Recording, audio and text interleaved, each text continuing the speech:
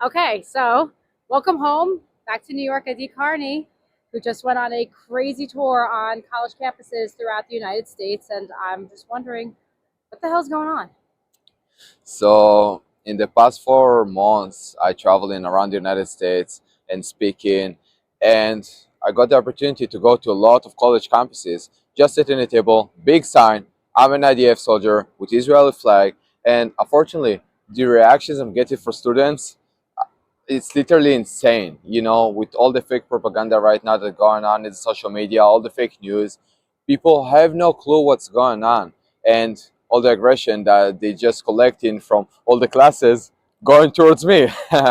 So a lot of courses, a lot of spitting on me, They like violence, literally spit on you? literally spitting You on do know me. that is a crime. It is a crime, Okay, just but unfortunately, that's the education that they're getting, and that's the sad part about it.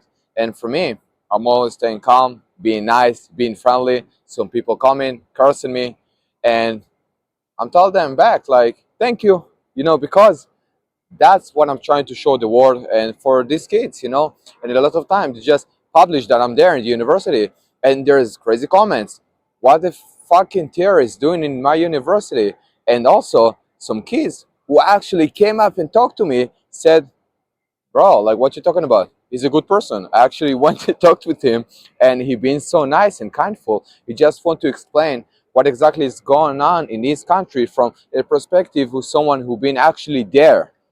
I think that's one of the problems that these university students, they're being not educated by their teachers, they're being TikTok indoctrinated. University. TikTok you, yeah, but you know what? Like I've been saying for 2.5 years, like you've been there, you saw with your own two eyes. So how can someone tell you what's happening when you've seen it? Like these college kids from 18 to 22 in the United States, they're in college, they're in a very controlled environment, they're in a bubble.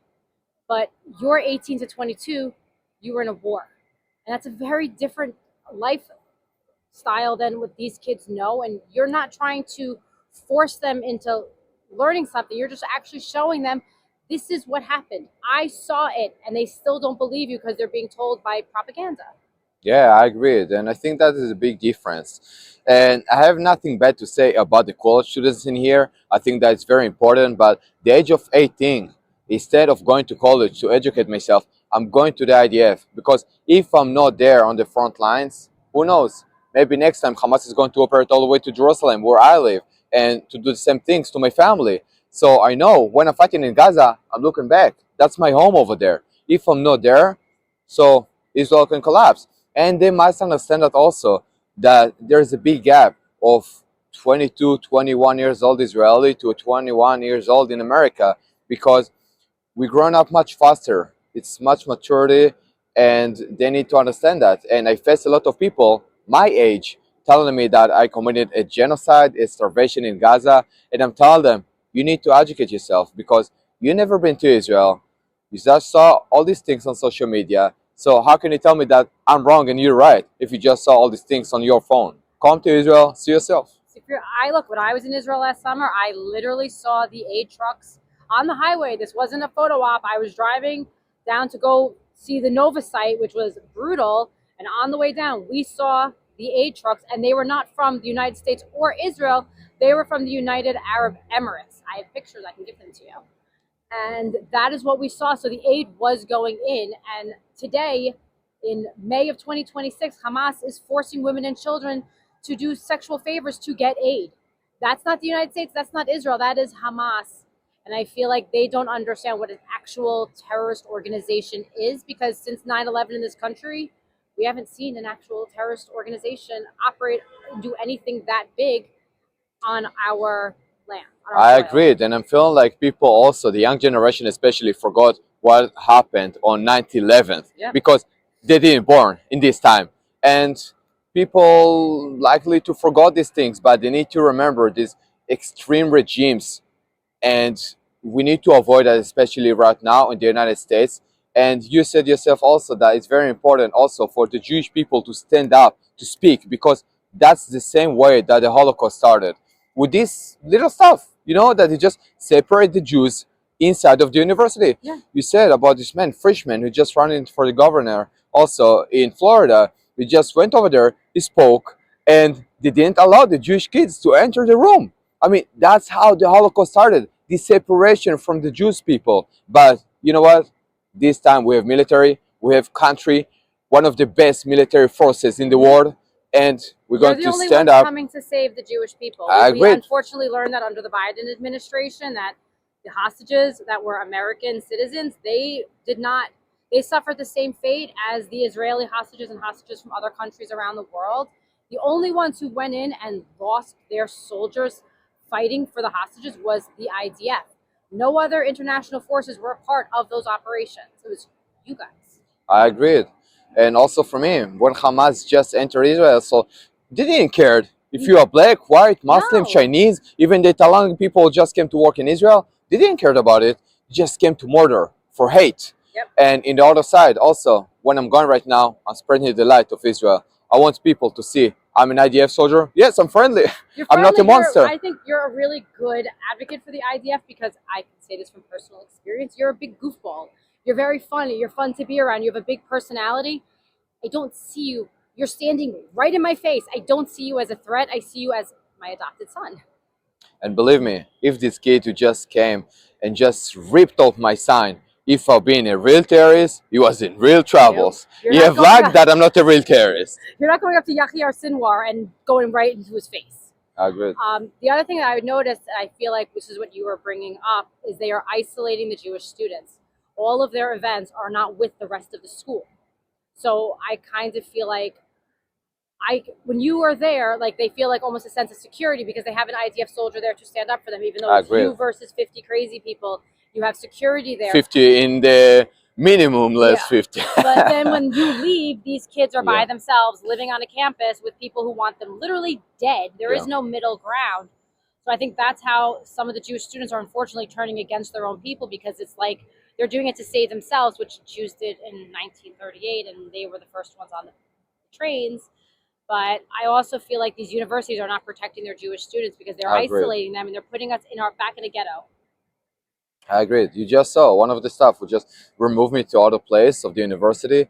He just said that he have no interest of talking to me. You know, so when they get in these examples and this education from this stuff, especially, so the kids is going to act the same way. Yeah. And they're being like little Nazis. You know what I mean? That's how the Holocaust started. Yep. And right now, like I told you, me as an IDF soldier, I have no problem to put myself first, also in the campuses. But after I'm going, you said. They're gone. Like There's they're no- gone. They're gone. They have these no one kids to live there. protect. They could be your next door neighbor. Someone who wants jihad against the Jews is living next door to you. And what I are you going to agree. do? How many locks can you put on your door? You don't have that much. You have no security in your bed. How I do you agree. sleep? And I feel like if we're not standing up right now against anti-Semitism in 10, 20 years, We're in trouble. it's going to be like big troubles because Europe already lost. They're gone. They're gone. And Like, they think they actually, when you talk to people in Europe, in Great Britain, wherever, they think they know better. They think they are right when they are looking at this from a perspective of absolute ignorance because they even see it. I had somebody yesterday tell me that there's no terrorist attacks against Jews in Great Britain. I'm like, there was just a stabbing a week ago. He goes, that was just two people. I'm like, what if one of those two people was your family? Like, that's just two people? It's how it escalates. We know, as having family from Eastern Europe, how easily it escalates and how easily the dehumanization of the Jewish community it is. Anything, like Joe Paul said yesterday, you see one bad Jew and you lump 15 million people into that one bad Jew. We don't do that for any other community, just the Jewish community. One mistake by one Jew, 15 million people take the blame for it. I agree. And that's not even Israel. That's just the Jewish community across the entire world. I agree. And this man also in Europe, he got attacked just because he wore a yarmulke on his head. It's Your crazy. yarmulke on. You walk Yeah, around, and you by walk the around way, New York City with your yarmulke. I'm going just outside of Israel with the yarmulke on my Good. head. Inside of Israel, I'm not feeling that I need to prove that I'm a Jew. But in here, I'm proud to be Jewish. I'm proud to be Israeli. Yeah. You wear Yeah. necklaces of Chai. And I think that if someone come in and says something bad, which never happened, of course, everybody just came up to me and said, oh, are you a Jew? Are you an Israeli? Oh, I get So, that. yes, but we need to stand up strong and to be proud to be Jewish. And guess what? Anti-Zionist Jews, my biggest enemy out there. I dislike you more than I dislike the pro-Palestinian supporters that are not Jews. I The agree. second you say one thing that this crowd doesn't like, they will turn on you. The I people agree. who would stick by you is your own tribe. They are not your friends. You are a useful idiot to them, and they are using you to make their cause look like it's more diverse than it actually is. You know that I went to the universities, and there's a lot of Jewish kids as well. They come into me with a kafia, and they tell me, I'm a Jew, and I'm proud to support Palestine. And I'm telling them, you need to be ashamed of yourself. Are you even aware of the fact that probably your grandparents just left the Holocaust all the way to the United States to be safe?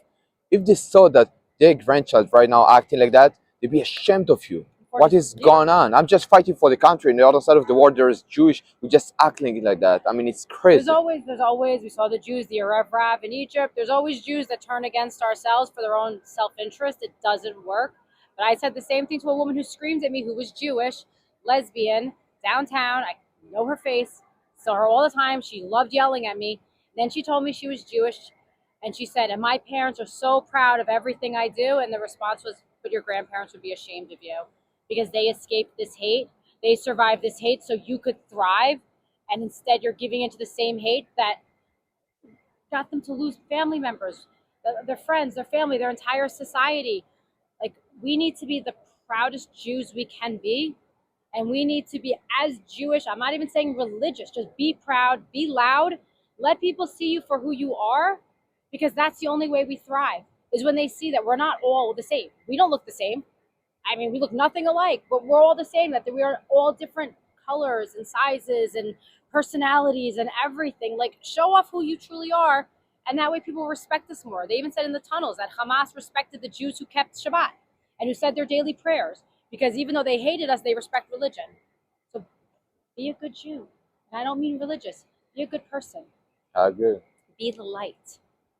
Amen. Amen. Yay. That was good. Yeah, it's Oh my good. God, we did it.